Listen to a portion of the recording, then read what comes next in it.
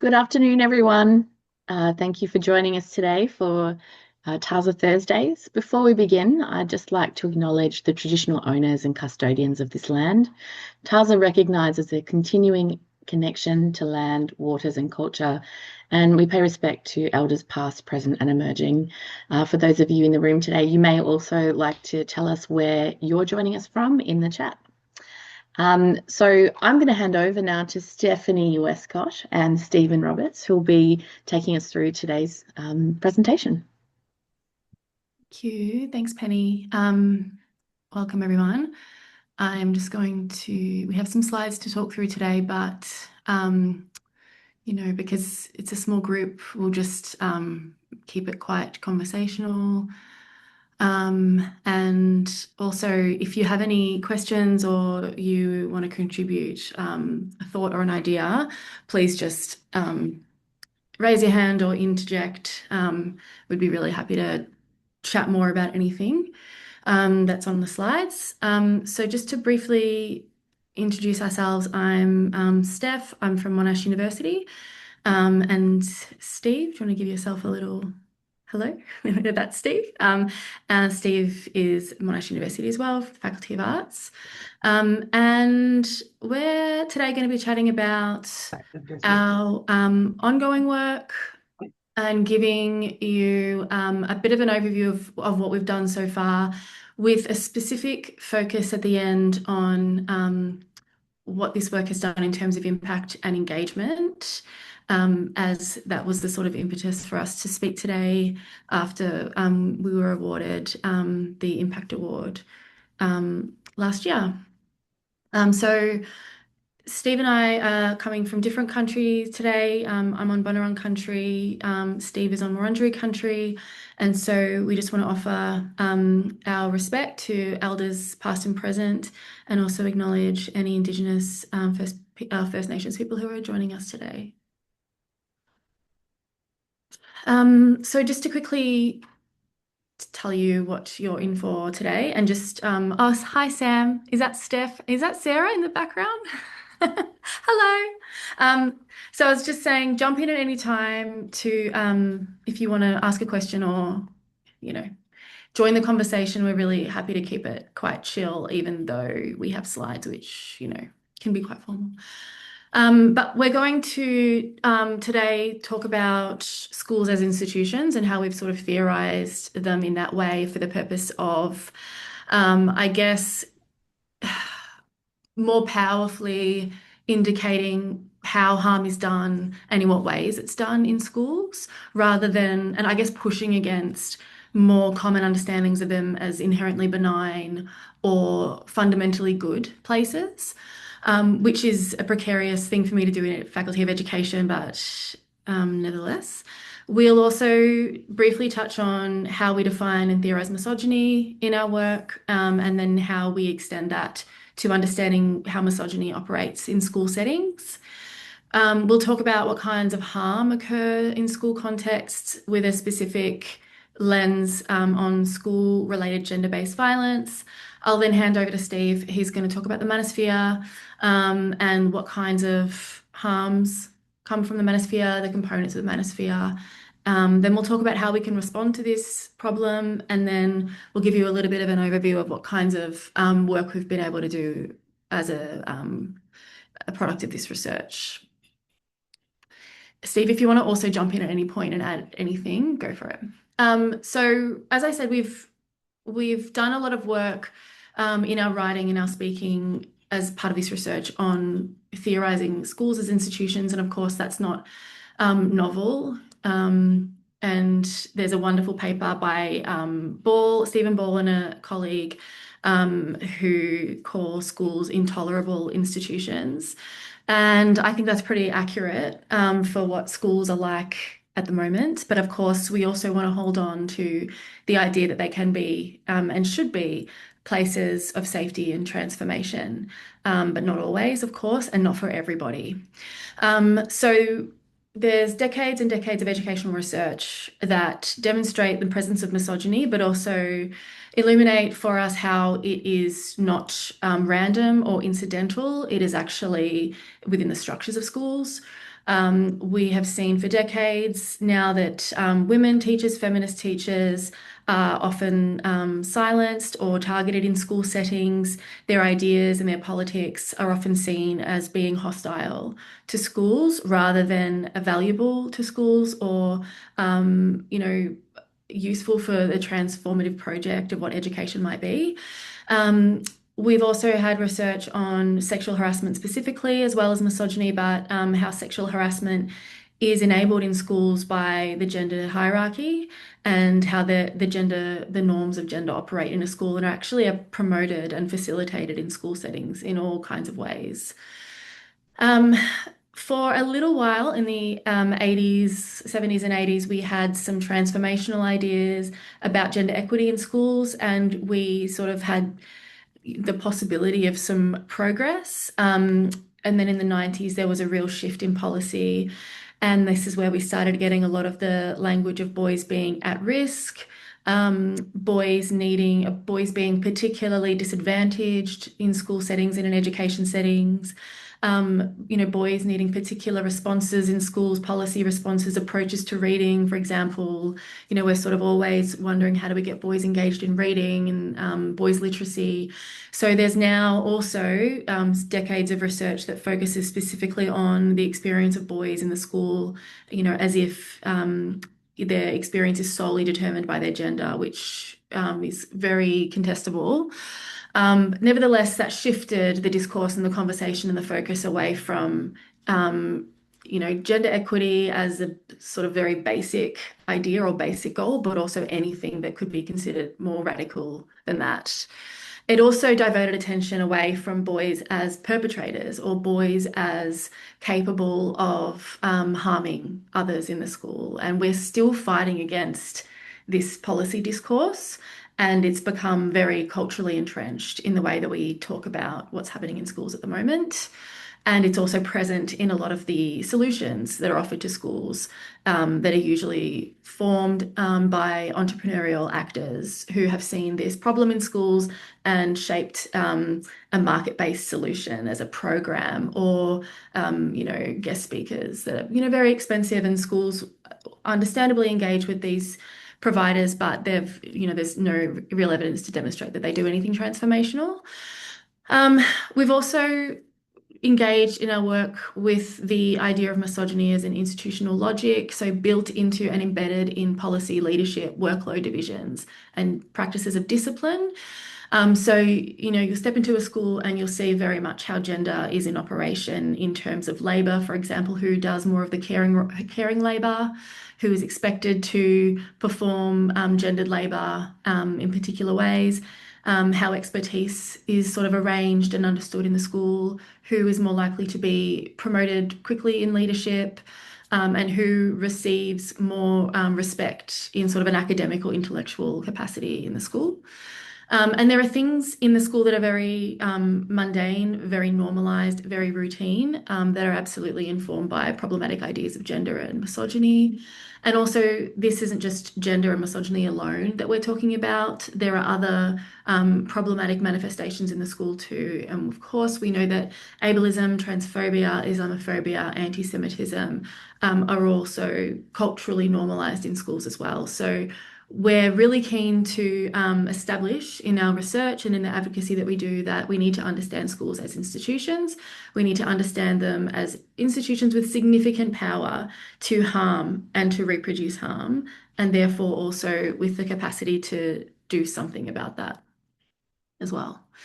So we've been writing a lot about misogyny recently because we have a book coming out that theorizes misogyny specifically, but we've drawn a lot on Kate Mann's work and specifically this text here, The Logic of Misogyny.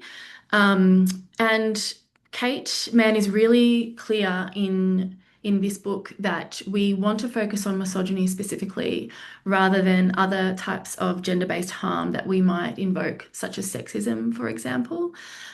Because she says that misogyny really captures with accuracy the embodied and material harms that people experience in their environments, and how it can be, just this sort of level of hostility that enforces women's subordination because, as Kate Mann writes, by default, women are not men, and therefore that qualifies them to be treated in a particular way. And Mann also writes that violence, the affect, and the embodied harm of the environment is captured by misogyny in ways that sexism is not. So we're interested too in how misogyny is arranged systemically, so through patriarchy, through policy, and the ways that it's routine, normalised, and often goes unremarked in school settings in particular. And we've also drawn on a range of literature to explore its intersecting harms as well. So we've drawn on Bailey's work to talk about misogynoir, so how racism and sexism target Black women in specific ways, but also how there are class, ableist, and misogynistic dimensions that are embedded within the institutions of schools that we've just mentioned that are also racialized settings and colonial settings with those histories still and those legacies. We also, actually, I should probably say too on that is that misogyny is controversial, I think. So we've received a lot of pushback when we talk about misogyny and attach it to schools and boys. And misogyny is sort of like the word that no one wants to speak aloud in school settings. And so often we see euphemistic language or we encounter other euphemisms. Often bullying is something that we hear a lot. So behavior that is clearly gender-based violence is referred to as bullying, which is obviously, it's a strategic sidestep in language because anyone can be a bully and anyone can be a victim of bullying. It doesn't have gender-specific behavior or ideology attached to it. So it softens the behavior and it softens the accusation. But we have to be accurate. That's our argument. It's really important. So we've seen in the UK really progressive policy response recently where they have said, the UK government has said we have an issue with misogyny in our schools. We are nowhere near any declaration of that sort from the Australian government or Australian schools even. So we'll just keep persisting with that language. So Schooling Misogyny is the title of this talk, and it's also the title of our new book. And the reason that we have used this is for what I've just explained. We want to strategically continue to put forward the notion that schools and misogyny they're just completely entwined historically and currently. So as I've mentioned, there are pretty firm patriarchal gender orders in schools, in discipline, in leadership, in expectations for behaviour, in uniform, the ways that some children and young people are punished for some things and not others. And you can, reel off lots of examples of how this is manifesting in behaviour problems in schools. There's often a lot of public attention on the most extreme examples of sexism and gender-based violence in schools, but there's also just stuff that happens every single day that we'll never hear about, and that isn't necessarily recognised as problematic. As I have mentioned as well, we're really keen to draw attention to the power of schools as institutions. So we've written about institutional gaslighting, so how schools can create doubt and silence in victims of sexism and misogyny who, specifically teachers. When they report these things that are happening to them and they're sort of questioned about whether that really happened or did they really mean that? Are you being hysterical and unreliable, basically? So this is a problem of institutional misogyny, and we're keen to explore how this manifests in schools specifically. There's literature on institutional misogyny in policing, in academia, and in criminal justice. And I think we think it's really productive for us to think about in an education settings as well. And also to think about what, I guess, advantages it offers particular groups of people in schools. If we keep some within a school subordinated, if we maintain a patriarchal order, and if we punish women, girls, and gender diverse people through institutional practices in schools, how does that maintain and protect existing power relations in schools, and how can we work to undo that and undo those harms. So a little bit more on school-related harm. So we wrote a paper last year using a term called school-related gender-based violence. And in that paper, we wanted to conceptualize in response to what I spoke about a little while ago around euphemistic language and also around the sort of diversity of language that is used to describe the type of harm that we're talking about. We wanted to be really clear that it's important to have a single term that encompasses everything that we want to say about what's going on, for policy language, but also conceptually for people to understand what's being done, who it's harming, and in what ways it harms them. And when, one of our arguments was that if we use bullying as an example, that is very inadequate in terms of categorizing gender-specific harms. But in order to conceptualize that, I guess, and understand that, we have to look at the history of schooling in Australia, and what continues as a legacy of that history today, rather than consider schools, as I said, as benign or inherently good institutions. So to do that, we sort of made the argument that, drawing on Campbell and Proctor's work on the history of schooling in Australia, that violence has been part of schools since they were created, as in the colonial state Australia, since European colonisation. They have been used to teach whiteness or to encourage the learning of whiteness, and the enactment of white values, white behaviours, and language, of course. There are I just love this paper by Sophie Rudolph on the carceral logics of schools in Australia, and how those logics punish students who are already at risk, through practice of exclusion, for example. So disabled students, students in out-of-home care, Aboriginal and Torres Strait Islander students, are more likely to be excluded from schools as a method of discipline, which we know compounds risk for those students. There's also been some recent scholarship on slow violence in schools, which is really useful because it refers to the sort of temporality of violence or the mundanity of violence, and the way that it's not necessarily the fight on the oval that everyone might think it is. It's actually what's happening every single day in lots of small ways across, a period of time or across an entire schooling experience, for example. So part of understanding structural violence in schools is also, exploring not just the gendered elements, but the post-colonial and the colonial aspects of violence and harm in schools. So we came upon the concept of school-related gender-based violence. It's used by international aid agencies quite significantly, but only in reference to low-income countries. So our argument in that paper was that in Western countries and middle and high income countries, we have a sense of exceptionalism around violence in schooling, that it's a problem of elsewhere, that it happens in places of conflict, and that, we have some issues maybe with violence, but certainly it's mostly good, and it's, a benevolent place. So our argument there was basically that there's a recognition that is required, and also a reckoning, I think, that is required to around that sense of exceptionalism, that violence is absolutely a norm of the school here, of the experience of schooling here. Okay, I'm going to hand over to Steve now to take us through where we have brought the manosphere specifically into our exploration of schools and harm.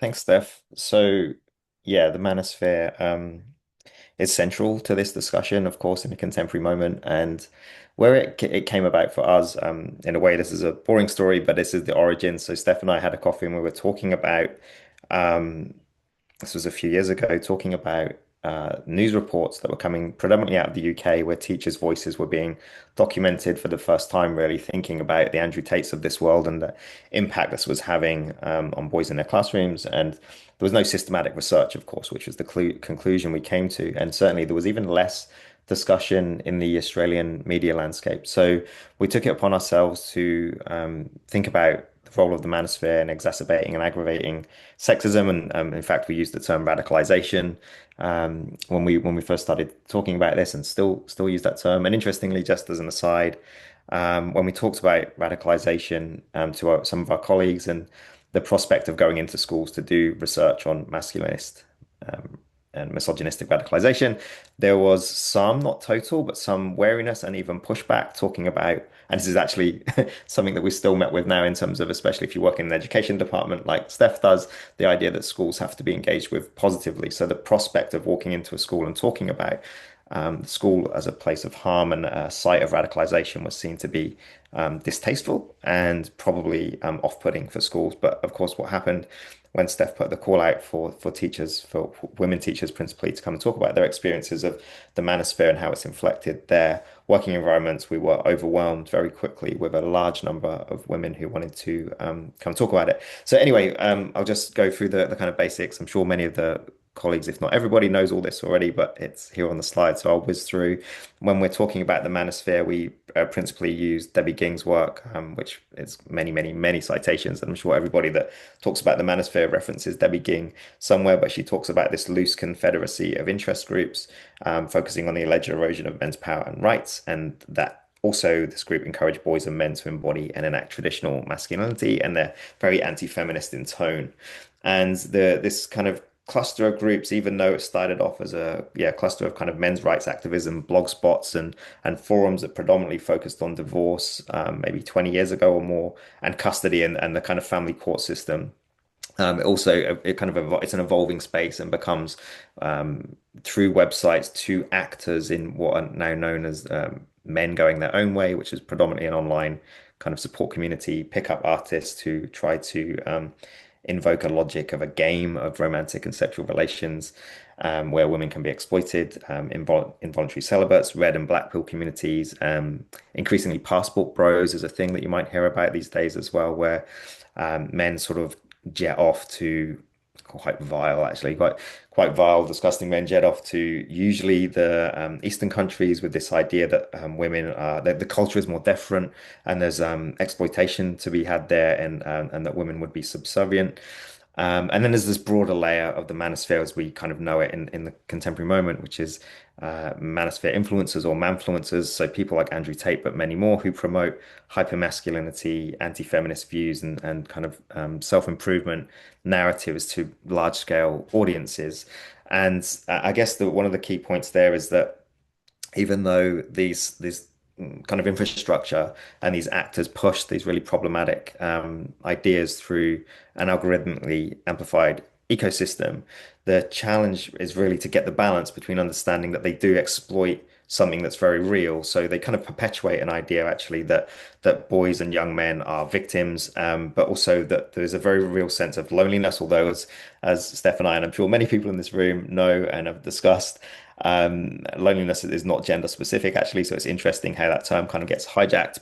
And similarly, poor mental health and economic struggle. These are very real contemporary issues that young people have to face, but they're kind of framed as being very gender specific. And then these concern, yeah, as I say, they're kind of exploited through the logics of manosphere actors. And we see that in our own research as well. So we've cited the piece by Rich and Bajulka here, but also in our work on we analyzed over 160,000 words of Andrew Tate's content that's targeted towards his more kind of hardened audience, not the people who just watch his videos and click through, which is billions, but the people that actually follow him and watch what he has to say. And what's really interesting in that research is we find that there's sort of only 10% or so of the entire content refers to women at all. So what happens is that whole logic, that the thread of logic through his written discourses is about kind of promoting a particular type of masculinity and at the same time undermining and invalidating the people who are kind of there to receive his logic, in a way cultivating his own kind of consumer to sell this product of which is, you know, ostensibly how to be a man in today's world and ensure dominance and accrue value in the sexual market and so on.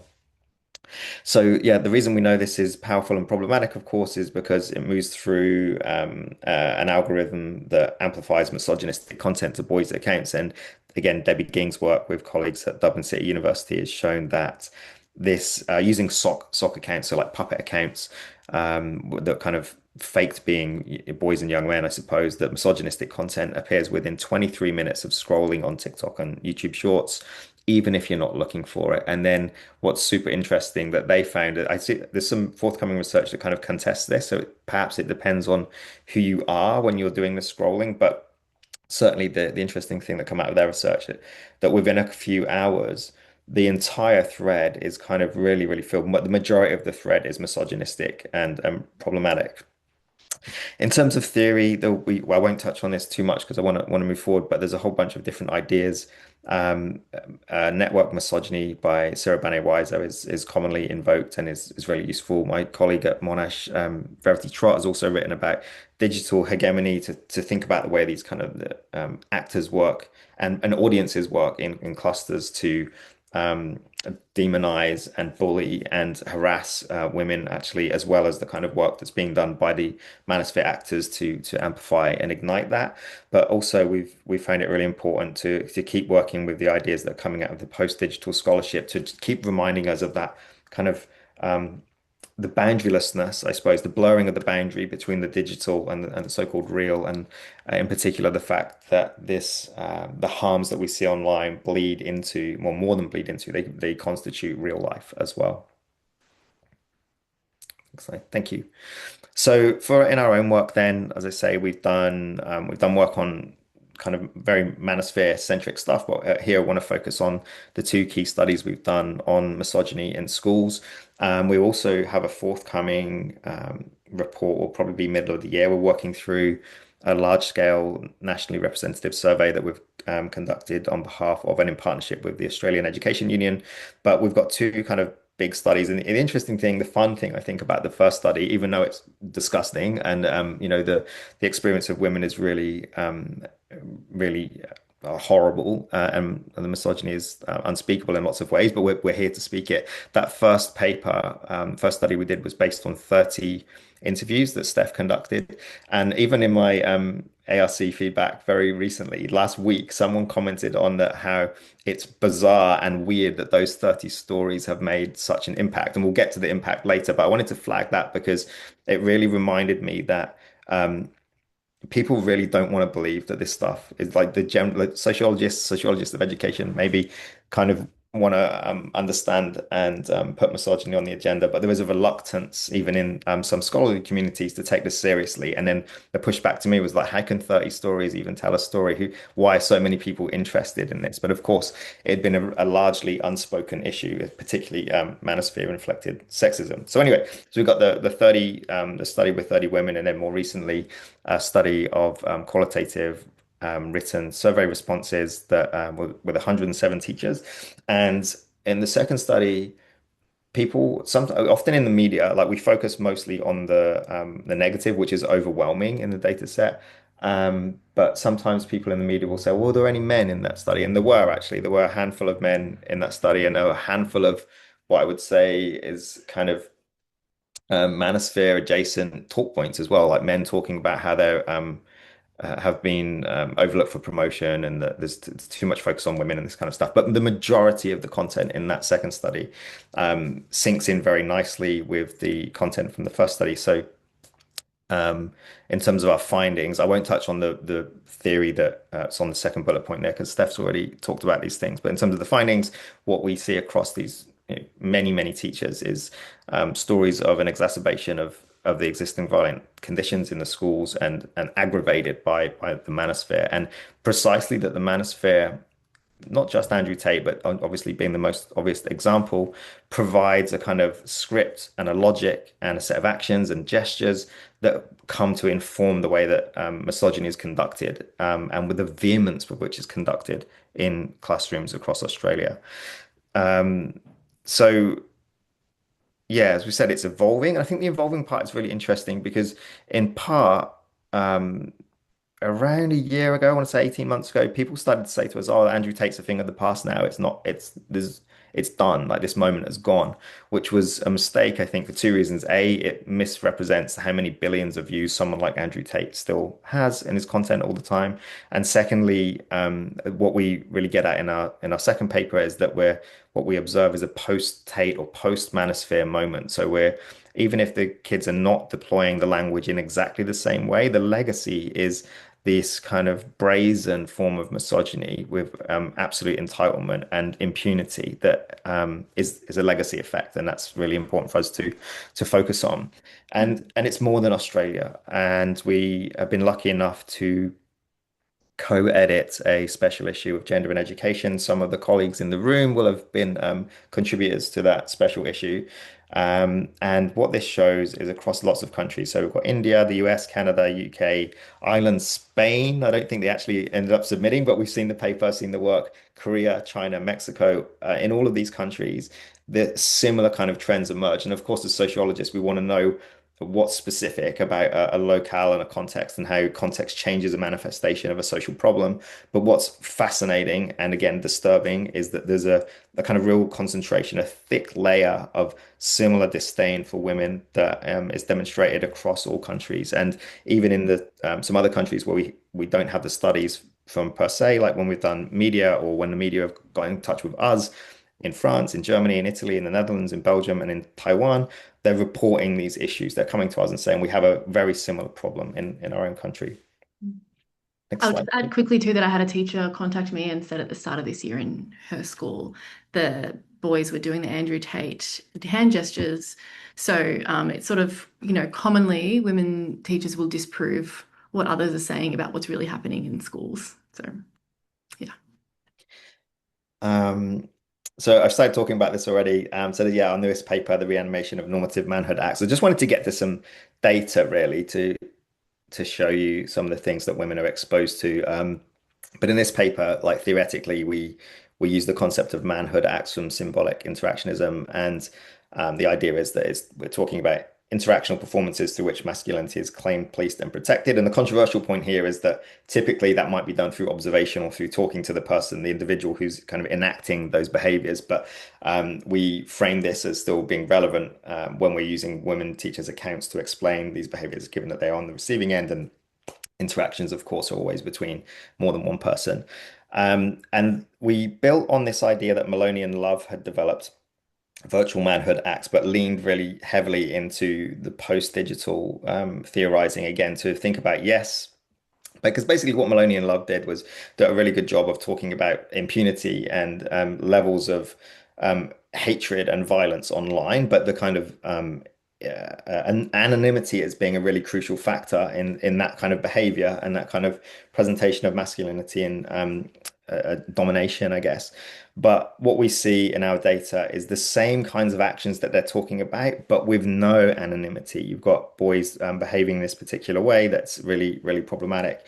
And then what we did is we divided it into five broad overlapping categories to talk about the kind of the five what we call described as reanimated normative manhood acts. They're overlapping, and I'll show you some data in a moment. But we disaggregated them for analytical reasons. So backlash, misogyny kind of refers to an open denigration of women's authority, kind of really hostile, wanting to put them back in their place, essentially. But the worst terms you can think of, that's what we're talking about. Boys just using this in a really aggressive way and unapologetically. We then talked about homosocial harassment and this being a collective kind of pack mentality issue. So group-based intimidation where boys perform dominance together. Then humor as baiting. We talked about how these acts of cruelty and acts of misogyny are kind of framed as just a joke, and then the teacher is positioned as being ironically not mature enough to understand that this is not harassment or cruelty actually, but it's just irony. But this is a strategy to avoid accountability. And then the sexualization of women kind of ties in with the first one a little bit, but is more about a more overt kind of way of reducing women to their bodies and bringing in sex and pornography into the classroom, for example, to undermine authority and humanity. And then finally, a disinvestment in schooling, which is essentially performing. We've seen this before. This is those of you that are familiar with the scholarship from the 90s will recognize the parallels here.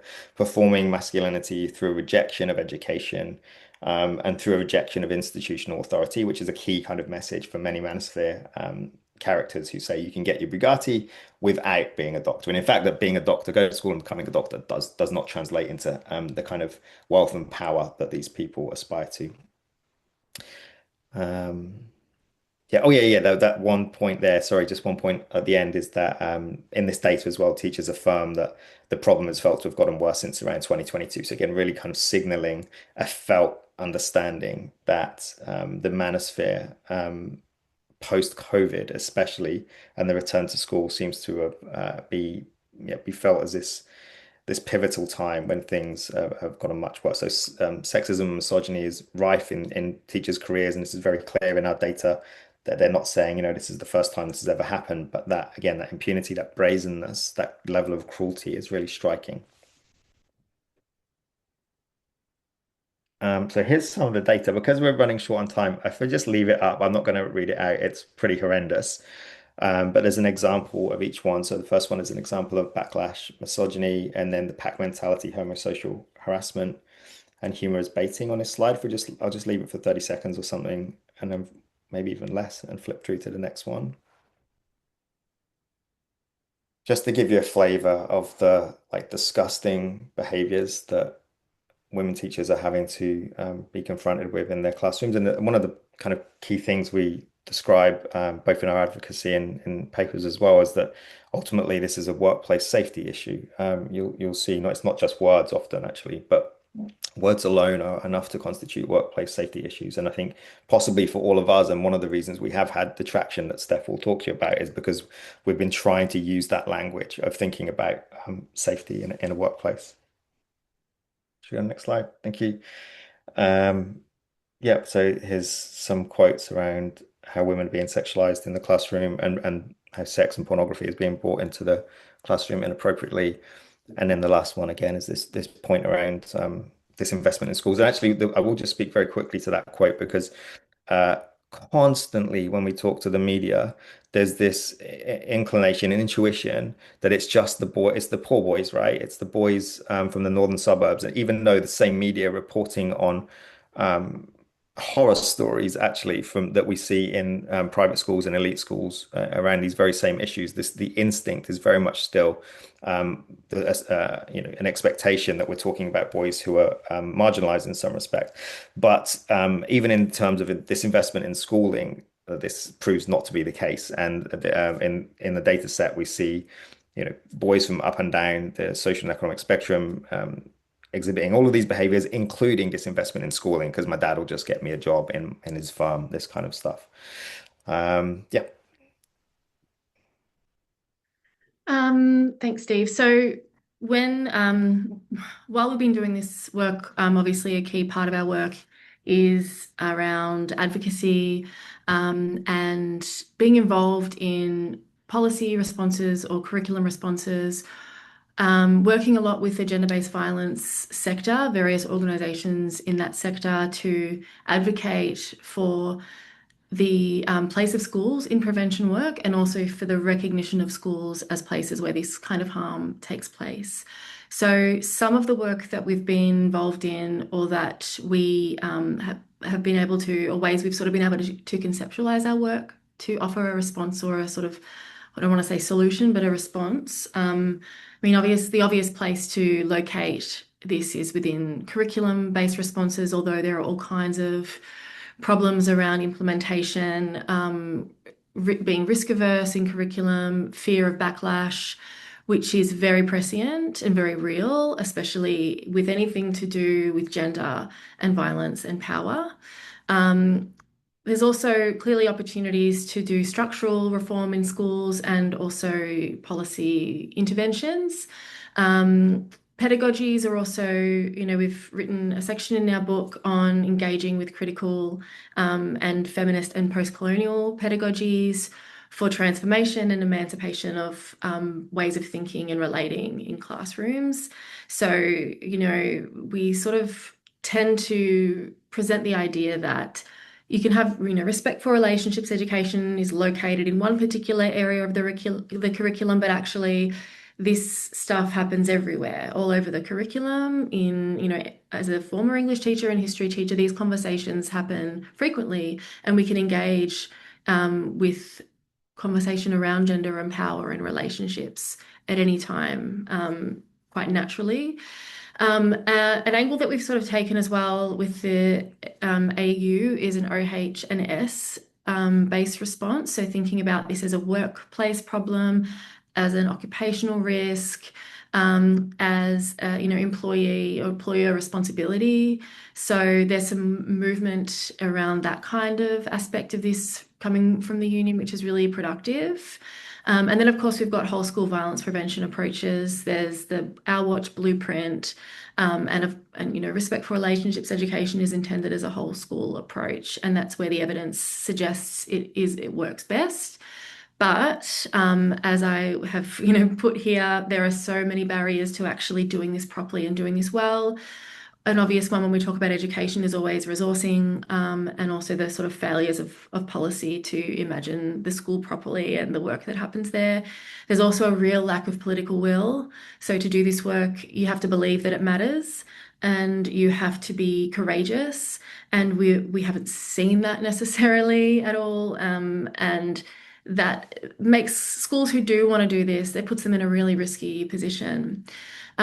We also see some barriers in how we conceptualize what schools are for or what education is for, and some sort of, I guess, issues in communication around the message that schools are places where gender-based violence prevention work should happen. And then, as I mentioned before, there are just attitudinal and ideological barriers around staff and leadership in some schools around, actually demonstrating some of this behavior themselves. So that's something as well that we're contending with.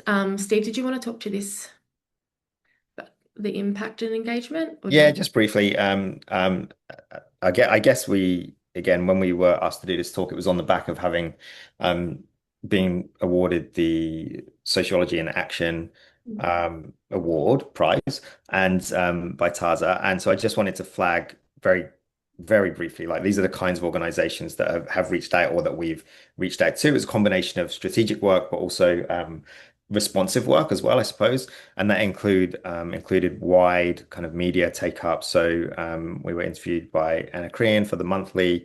We did some work with did a couple of things for ABC TV.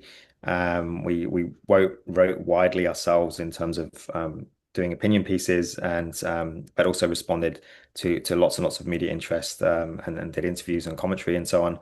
And then we were also lucky enough to get take up by Georgie Purcell, who is an MP in Victoria, and Georgie raised the point of our paper, the key issue, and this was a couple of years ago now, so it would have been very quickly after the paper was first released, and discussed this in Parliament. So it's on Hansard record, and the way, I forget the exact phrasing that they used, but the kind of mechanism that she used to discuss it required and demanded a response from the appropriate minister. So the Victorian Minister for Education had to provide a response within 30 days, and of course their response was,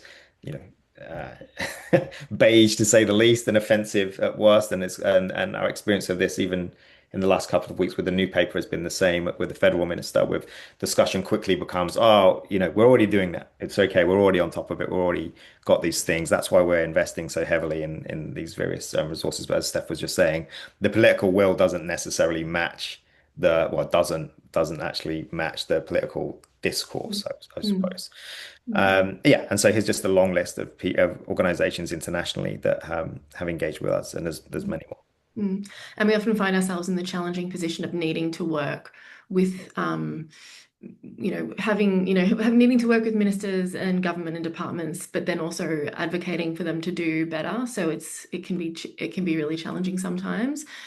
And in terms of impact too, we know how institutions like to talk about, tangible examples of impact, and we've been able to locate the presence of our research in international policy, but most recently, the rapid review of evidence-based approaches to prevent gender-based violence, Our Watch in New Zealand, and a few other examples as well. So that's really nice to see that there is attention on the research and also some thought around how it can shape what's happening next. And also just a little plug for our book that will be out in June, which captures all this work and also has a hybrid audience. So we wanted to write an academic book that also was going to be useful for teachers and leaders in schools. And so we're excited that this will be out soon and that it will be available later this year. Our contact details are here if you wanted to get in touch. And also we've been sharing a lot of our work on, we're just trying to sort of do content, which is insufferable, but we've got an Instagram account where we capture all our work if you're on that platform. Thank you.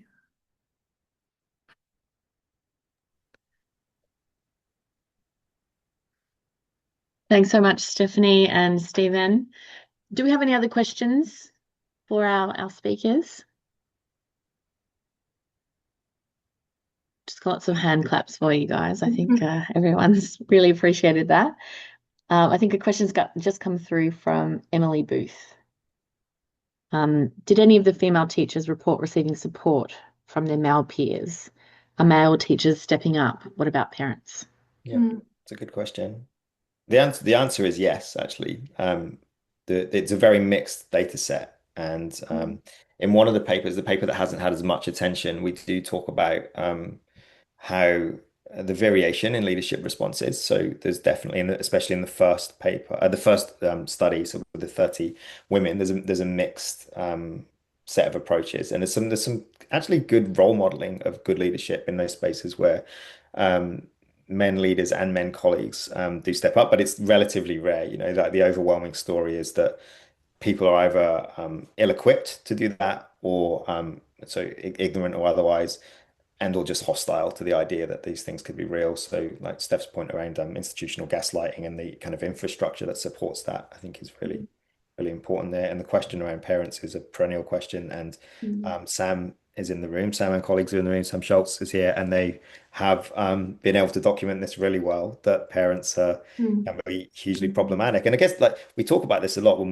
we meet policymakers or whomever, actually, who then like invokes the fact that they're also a parent and they can't believe that their own kid would do it. And so there's this really weird imagining of a person as being like completely contained and never different. But actually, of course, when we traverse across different contexts, then we engage in different representations of gender. So I think parents really struggle to understand and are quite hostile, actually, often to the idea that their kid might engage in this type of behavior. Steph, sorry, I think I jumped in for you. That's okay.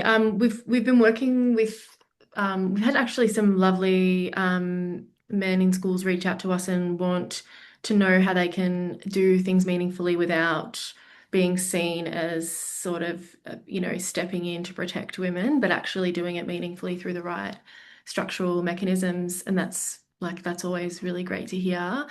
But there is also a sense that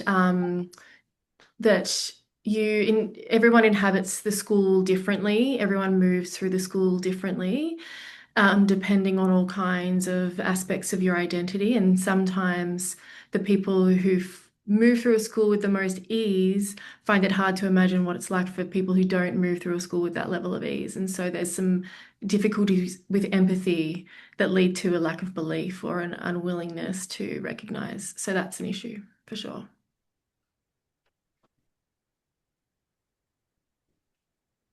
I think you're muted, Penny. Sorry, you might not have heard you. Sorry, rookie error. Sarah Redshaw's got her hand up. Sarah? Yeah, hi. Thanks for your presentation and your work. It's great. I've done a bit of work on driving and young drivers, and I think we need to look a lot more closely at advertising and its role in this kind of intense stereotyping that kids then sort of play out or, try to, play with, emulate, whatever in the playground as kids do. They kind of get quite extreme. But I feel like stereotypes have become even more intense, you know, the stereotyping of male, female, and that's all there is kind of idea. And it's interesting with the spread of capitalism to the sort of countries that you're talking about as well, and the advertising that would go with that. The advertising in China that comes from the Western world of cars is so inappropriate and so dangerous. But you know, that kind of thing goes on, and magazines, all sorts of things that parade this hyper masculinity.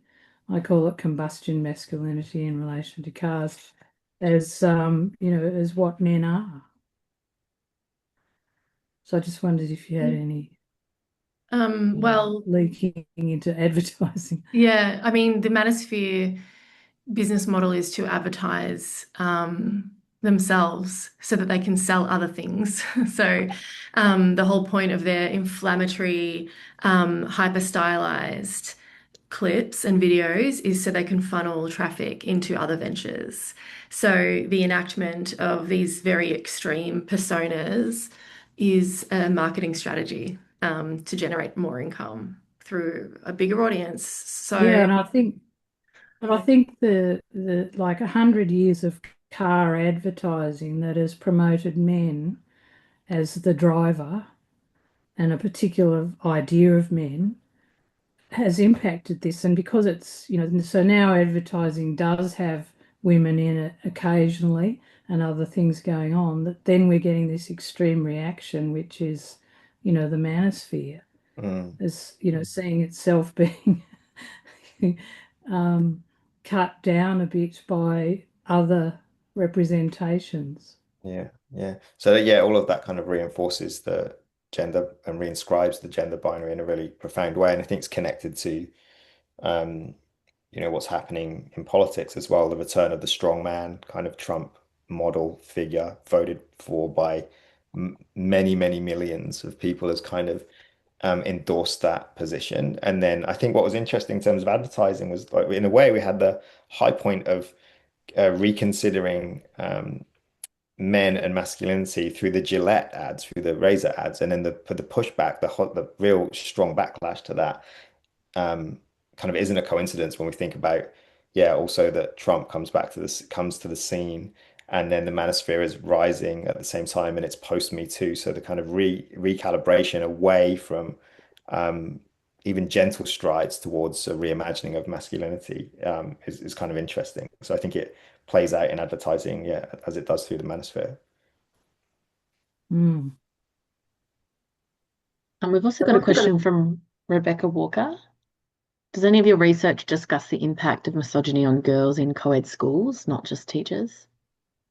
So in our data, teachers raise and reflect on what the girls are seeing and experiencing, and they are very aware of what the girls are learning through what they're seeing. So, you're sort of sitting in a classroom and your teacher's being spoken to in a particular way, and the teachers are aware that they've got to respond not only to put a stop to it, but also to model to students watching how to deal with this behavior because they're aware that that will happen to these girls as well at some point in their life. And so there's that pressure to do both of those things at once.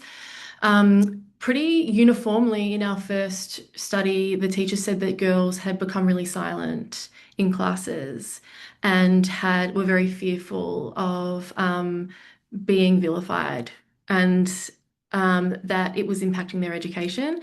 And we have lots of stories since, sometimes through our research or sometimes anecdotally, that like if there's an issue in a classroom, actually this is a story from our first study. If boys' behavior is such an issue in a classroom that it's affecting the girls, sometimes the girls will be removed from that subject, which allows the boys to continue learning whatever it is they want to learn in that subject, and then the girls have to pay the price basically. And this is also a historical phenomenon throughout schooling where girls are made to endure or to absorb or to set a standard of behavior so that boys can behave with impunity. And this is absolutely continuing. And you can see all the initiatives that are available and all the funding that is available for interventions for boys. and we perpetually see them as powerless and vulnerable, and we never extend that to other students of other genders. We have a lot of empathy and compassion for what boys are experiencing. So this is we need a lot more work on this. We have a little bit of data from focus groups that we've done with first part of our ANROS project that involved young people, but certainly what girls learn in schools is that I think violence against women, violence against girls is basically permitted, that it happens and that it's allowed. So that's obviously devastating. Yeah. And we've got Sam with her hand up. I don't know how this question will come out because I'm still trying to make it coherent, and I'm coming from a bias of being non-binary myself. But I feel like, is there a sense that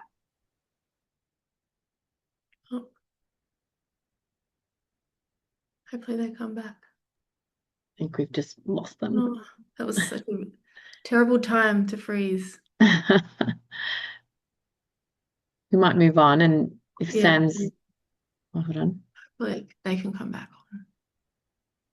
Yeah, we'll get her back when she's on. Are there any other questions out there for Stephanie and Stephen while we wait for Sam?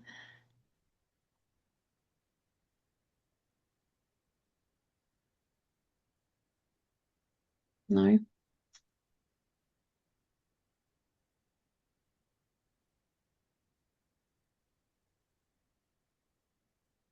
Sam's dropped off completely. So maybe we might have to revisit that conversation at another time, unless anyone else has anything else they'd like to I was add. just Oh, going here we to go. say, in anticipation of what that, I mean, it's not It's necessarily.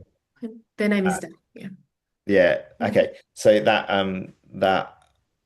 I guess a point about gender and the gender binary in our work is that we have seen because of the way that different systems of oppression intersect, we've kind of like not traveled into too much. And in fact, it's a large part is to do with the response.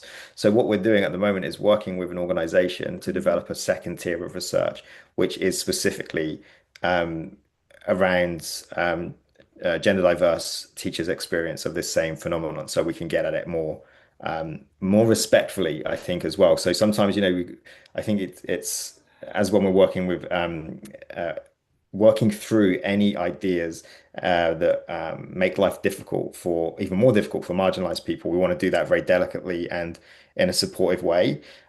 So whilst in our survey, our recent survey, there was over 107 people, there were a handful of people who were um, gender diverse. Their responses were very, very similar. And I think there's one or two responses in the that we used in the paper, but we couldn't get at any amplification or of intersecting characteristics at all through that data. So yeah, we've started working with the Zoe Bell Collective to think about how we can, yeah, like talk about those kind of intersections and get research on those intersections in a much more productive way.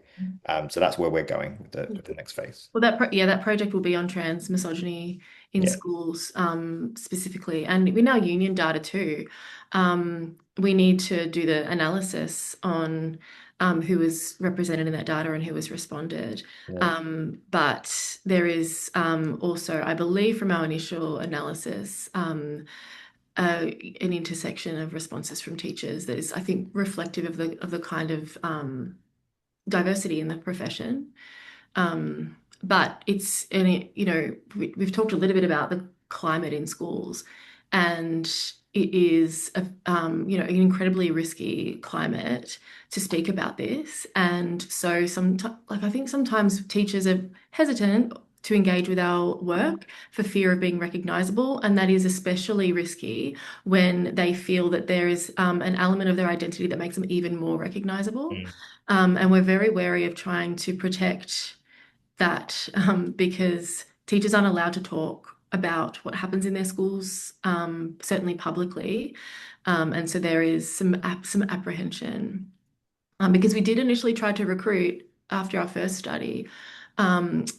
We tried to do a study on teachers who had experienced Andrew Tate-related misogyny, who were women of colour, and we didn't receive any interest from any participants, which was such a contrast to our first study. And we suspected that it was around that potential identifiability. So we're keen to keep working on that to try and make it a safer process to engage with this research and share experiences, because we're really mindful of the visibility, basically.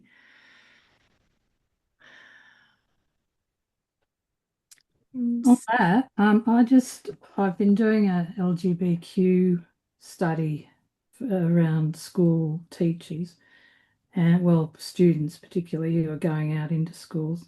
And it's very hard to recruit people. So I saw a survey that, I don't know if you know of Tanya Folger's work from Western Sydney. So I've adapted that, but I thought I'd just make it for everybody. But it is about gender, sexuality and gender diversity. So, heterosexual people can fill it out because they may have seen things or heard things or promoted things, who knows. But just to make it about everybody so that LGBTQ people can and trans can complete it, because I'm particularly interested in same-sex couple responses. But yeah, I just thought it might be useful to know, widen the subject. Yeah, I might get more responses. I'm yet to see. Yeah, our second study, our sort of testimony study, was open to all teachers, just teachers, any sector, primary, secondary, and teachers of all genders. So we completely opened that up to understand the spectrum of experience. And so that was really useful and gave us some really good data as well. So, but I think the project that Steve referred to will allow us to look really, really specifically at that. So that'll be good. And the last question he had here was from Emily Booth and she's asking, why did schools not want to be seen as trying to help women? Why indeed? Yeah. Schools, oh God, I could say so many things and I'm always scared. Like schools, they don't ever want to talk about a problem being a gender problem. It's always like teachers are teachers, right? And everything that's experienced them is experienced in the same way. They never want to isolate any particular group because they're extremely averse to backlash and risk. And so acknowledging that anybody in their school faces anything in particular is something they're very hesitant to do. I think it's a bit of, and just conservatism as well, I think. Yeah, and mirroring the zeitgeist, the political zeitgeist, like people don't want to talk about misogyny. And one of the things we've stressed over and over again is that schools, I mean, I guess this is an example rather than a reason why they don't do it, but they will log this stuff as behavior problems and they will log, even when you see some of our colleagues do work on the reasons that people exit the teacher workforce, there's nothing about misogyny in there because the questions are just not asked. It can't be imagined and it won't be imagined because there's such a conservative attitude to what that would mean. If we open up that kind of Pandora's box, then we have to confront the reality of the gender hierarchy.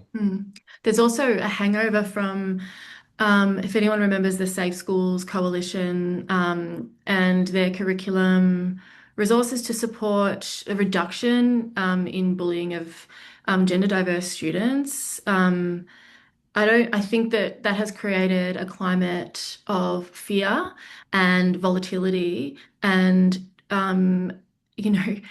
especially from the general public, Murdoch media did a lot of damage there as well. And so anytime a policy or a curriculum approach that includes the words gender specifically is released or mentioned, the attack is very ready. And so that is something that I think schools are continuing, well, and schools, politicians, ministers, it's a very recent memory, and so it's also a risk to getting re-elected. I think if there's a big blow up around something like this, because the accusation then was that schools were converting children's sexualities, and there was assumption, like connections to, pedophiles, were like just the most ridiculous and historical accusations that are made around gender and sexuality education. That was all invoked then, and it will be invoked again. And even if we think about the language of respectful relationships, you can't get more innocuous and neutral than that. Whose relationships, whose respect? These are the questions that need to be asked of that, when we're not just talking about everybody is equally at risk of being in an unhealthy relationship. And initially was called, as it was specifically called, gender-based violence prevention. And I just can't see that language being used currently at all in a school setting, even though it's what it is.